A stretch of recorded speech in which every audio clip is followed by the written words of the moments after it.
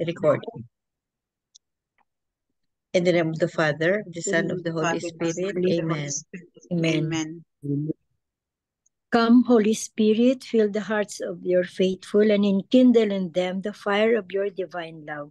Send forth your Spirit, and they shall be created, and you shall renew the face of the earth. O God, who by the light of the Holy Spirit did instruct the hearts of the faithful, grant us by the same Holy Spirit to release what is right and just, and always to rejoice in his consolation. Through Christ our Lord. Amen. Amen. Amen. A reading from the Holy Gospel according to St. Luke. Glory to you, O Lord. Glory to you, O Lord. Jesus journeyed from one town and village to another, preaching and proclaiming the good news of the kingdom of God. Accompanying him were the 12, and some women who had been cured of evil spirits and infirmities. Mary, called Magdalene, from whom 7 demons had gone out, Joanna, the wife of Herod's steward Chuza, Susanna, and many others who provided for them out of their resources. The Gospel of the Lord. Praise to you, O Lord Jesus Christ. What? Tita Lynn,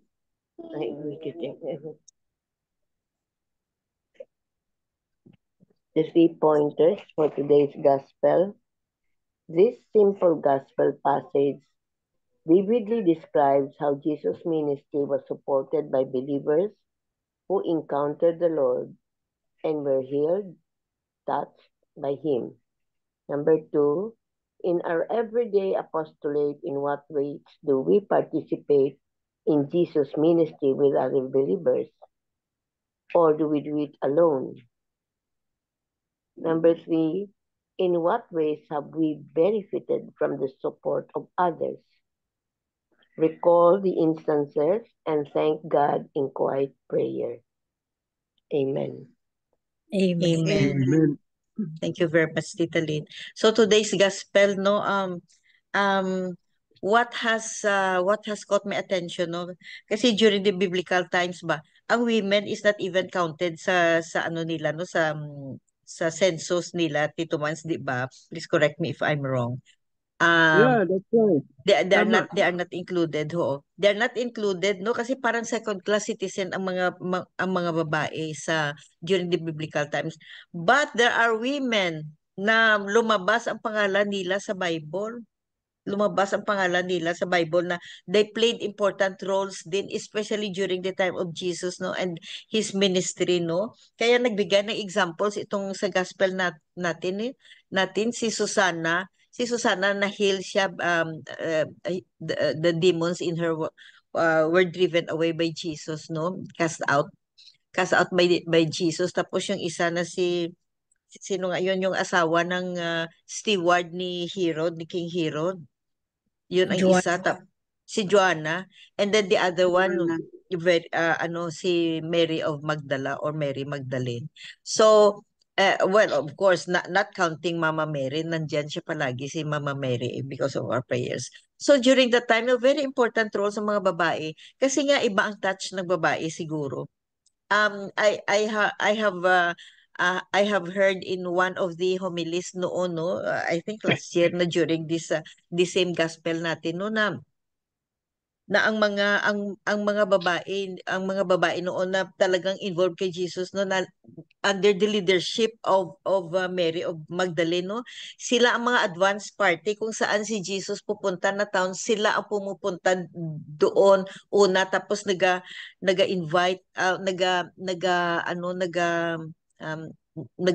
naga-invite or anong tawag dito, naga-select, or kung saan sila mag-lunch, kung saan sila makarest na bahay. Yun ang narinig ko. So if we connect, no, our modern times, no, well, wala na tayong mga second class citizen na mga babae sa modern time natin, no, ngayon. as a regular woman, as a regular mother, as a regular grandmother, as a regular person, ano ang makontribute natin din sa mission natin or as missionary ba or as disciples of Jesus. So marami tayong magawa i-compare ngayon i-compared sa mga during the biblical times, no? If nagawa nila noon na second class citizen na sila, we can do more sa modern time natin. So itong ginagawa natin na discipleship, we believe and we follow Jesus' footsteps, we believe in Him, we believe His words, yun ang isa. And then to strengthen our personal relationship of Jesus, no? So if through prayers, through visits to the Holy Eucharist, no? So if you have a deeper personal relationship with Jesus, no, yung mga teachings niya is maano sa system natin ba, and so we are hopefully, no, we will be transformed to what Jesus wants us to be. Tapos I noticed, no, and I know Tita Helen, no, na very involved ka sa CWL, yun community service yan as disciples of Jesus sa CWL. And then sa mga regular natin na and just like we spoke before, no, earlier before, na Tita Linda is giving away rosary beads sa mga kilala, friend of a friend, mga ganyan, and also Tita Flor, no, mga ano natin. Tapos Miga Belen, I know you are also doing like maski na nandyan ka lang sa bahay, through prayers lang. Through prayers, maka-contribute tayo. And Tita Sal, mga involvement natin sa church, involvement sa prayers, ito mismo ang ministry natin, Prayer Warriors. Isa na ito sa mga what can we do as a woman, as a regular citizen woman na in our modern times. So in other words, kung nagawa nila noon ang during the time of Jesus, no, na very limited nga sila noon, very limited sila kasi um they follow Jesus. They follow Jesus. They left their family. They left their family to be full time with Jesus. And then second class citizen nga lang ang mga babae, pero if we look at our Bible, no, there are really prominent women mentioned in the Bible. Sa ngayon, no, mga female saints, marami tayong female saints, mga babae na santos, no, na if I ask that tayo dito, no, lahat, kung sino ang favorite na female saint mo. Yan. Kasi it's all about women in the Bible, in today's gospel, following Jesus. So, siguro sa akin, ang favorite ko talaga is si Mother Teresa. Yun ang favorite female saint ko. Very, very striking, very, very, parang very, very deep ang service to the least, the last, and the lost ni Mother Teresa. Yun ang kuwan ko. Yun ang, kung believe ako kay Mother Teresa. Saint Teresa. So sino Tito Manny, kasi hindi ka naman Women's Day ngayon. Sino kaya ang favorite woman saint mo? Yung babaeng saint. Nakamute ka, Tito Manny.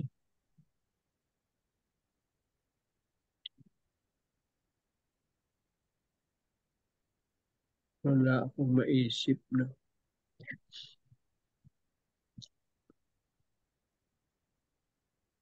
Anybody? Ako po, babaeng si Saint. Si Saint Rita of Cassia po. Oh, patron saint of the impossible. Yes. Oo, Saint Rita. Very powerful din. Mag-pray ka sa kanya. Oo. Miga Belen, sino ang babae mong kuan? Saint Therese. Oh, Saint Therese of the Child Jesus. Oh, yeah. Oh, nice. Oo. Oo. May novena. Tita Helen, sino ang favorite saint mo na babae? Saint Rita din po kasi patron saint namin sa Igbaras. Ang fiesta niya May 22. Tapos Yes. Saint John, June 1, June 24. Dalawa ang aming tita eh. Ang Municipal. fiesta? Yes po, at saka yung sa church na fiesta sa municipal at saka sa Saint John the Baptist and Saint Rita. Oo, very nice. At Tita Flor, sino ang favorite saint mo na babae? Yung tita si Nakamute. Saint Ha? Clair. Santa Si Santa Clara sa'yo. Santa Clara. Na-mention mo na yan kahapon. Tita Lynn, sino ang favorite saint mo na babae? Aside from Mama Mary, of course. Mama Mary is number 1 talaga. Oo. Yung Saint Mary, yung the little flower of Jesus. Yeah. Saint Therese of the Little Flower. So, these are influential women, no? Who followed Jesus.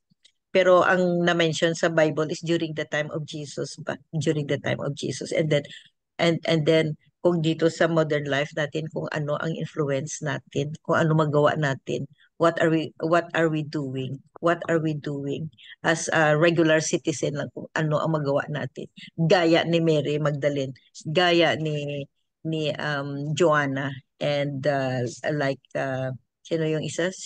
Mary of Magdalene, Joanna, and Yes, no questions.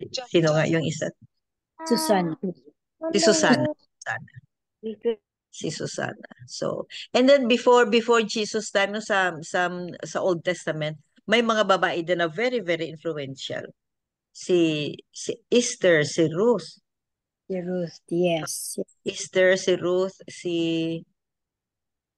Miriam. Si Miriam. Miriam, yan. Marami din. So we as a woman, no, and as a regular citizen natin, let's continue with our discipleship by following Jesus' words and commands and spreading the good news. Yun ang magawa natin. And get involved sa mga community, society natin, or church, mga activities natin sa church ba, or if not, maski na dito na lang online. Amen. Amen. Amen. It says, who are the majority crowd during Sunday Holy Mass or daily Holy Mass for that matter? The majority are women. Tama. Yun nakikita ko. No? At usually, in daily masses, is the oldest, no? Bihira yung mga medyo younger. The majority are women. Who are the majority volunteers for church work? It's women again. During the time of Jesus, and as it is today, the silent workers and supporters of Jesus and his church are women. When Jesus was dying on the cross, the majority of those who remained loyal to him are women too. The same when Jesus resurrected. The loyal woman supporters of Jesus saw him first. The Gospel this Friday mentions Jesus, the 12 apostles, and a number of women with different backgrounds. Some are sinners, some are rich, and some are poor also. What brought these women with diverse background together? What made them silently support Jesus? It is their love and loyalty to Jesus. The same love and loyalty to Jesus that fuels many women of today who silently support Jesus and the church that he founded through Peter.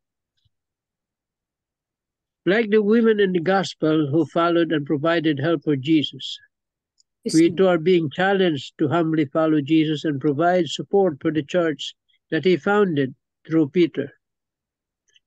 So the question is, what can you contribute to Jesus and the church today? Yun ang challenge ngayon. Kasi, sabi nga ni Tita MJ, in the time of Jesus, no? No, not really. Let's stand in the Pharisees. No? If you recall, in the feeding of the 1,000, women are excluded. They're not counted. No? It's not really discrimination, but that's funny. They're considered second-class citizens by the Pharisees. But Jesus changed all that. You see? In fact, those women mentioned here in the Marino Dasmariñas reflections, there were the women cured by Jesus. No? In the Gospel, Mary Magdalene, cured by seven demons, I think. No? So they were healed by Jesus. And when Jesus heals, he offers, remember, when Jesus heals, he offers salvation. Magkasabay yun. They're parang paired together. Pag pinagaling ka ni Jesus, you are being saved by him. That's why you have to follow him. That's why these women followed Jesus. They supported Jesus in his ministry. Also the apostles. They were the supporters of these apostles.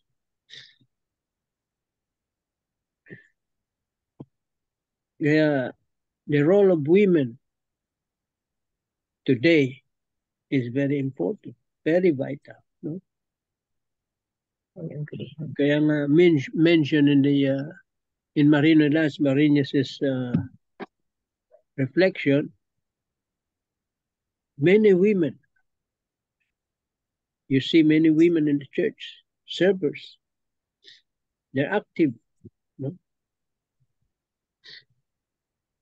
They see, for instance, the religious women, like Sister Marivic. These are women, no? Mga madre. Yan ang role ng women in the spreading of the gospel, the good news of Jesus. The role is very important.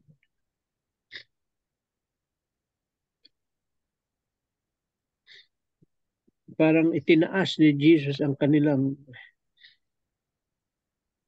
status, no? Yeah.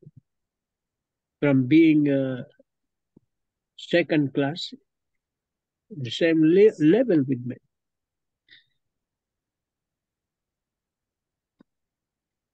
Equality, sexual equality.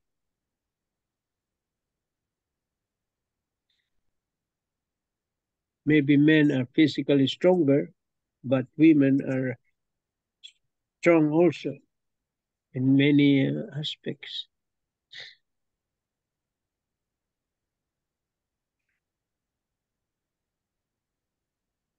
In fact, in the spreading of the good news of the gospel,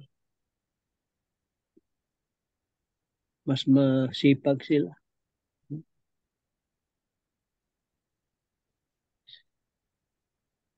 We also see women pastors, preachers.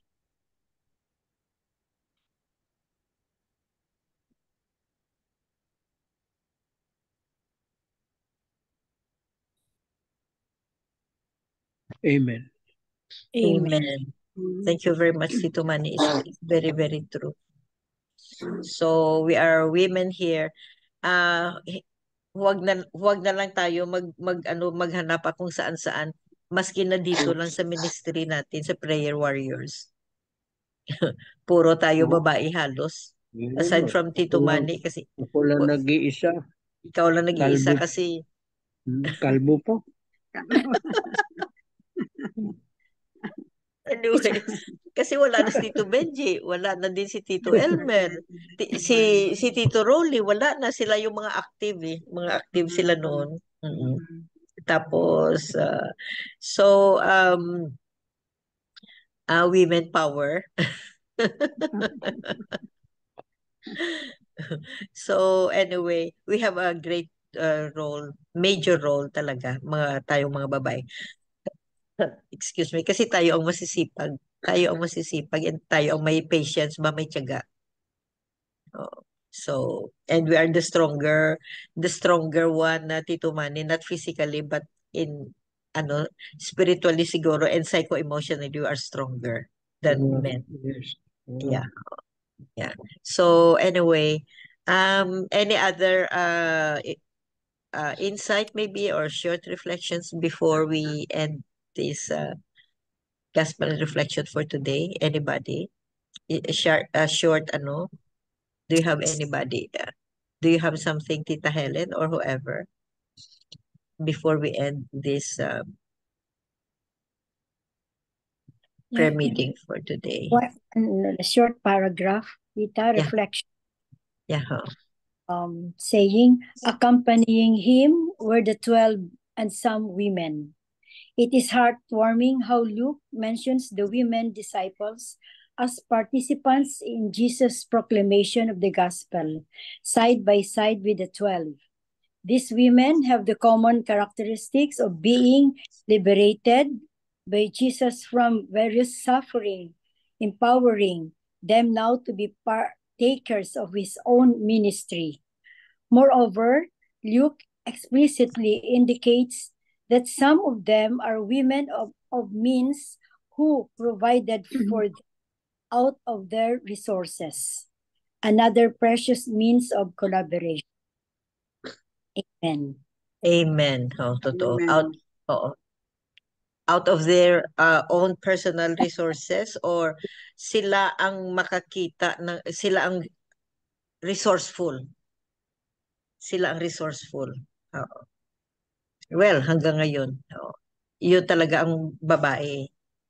Babae talaga. So, I thank you very much, and I think that's it for today's gospel and reflection, no? And we are not discriminating, no? We are not discriminating women and men, no? But we have, as a woman, no, as regular citizen as we are, no, and simple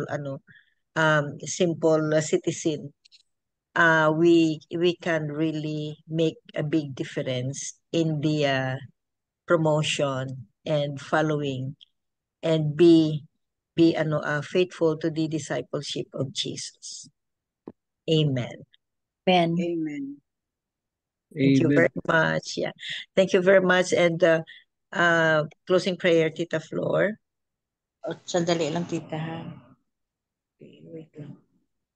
Closing prayer.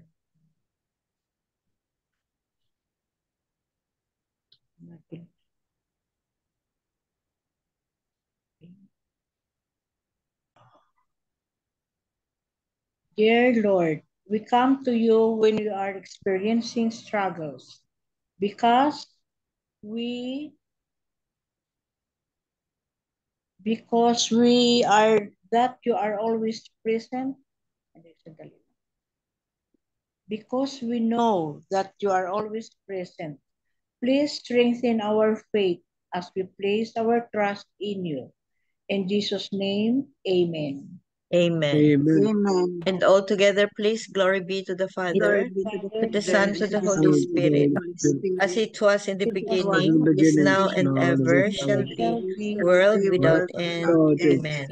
In the name of the Father, the Son, and the Holy Spirit. Thank you all. Thank you very much. Love you guys. Thank you. Bye-bye.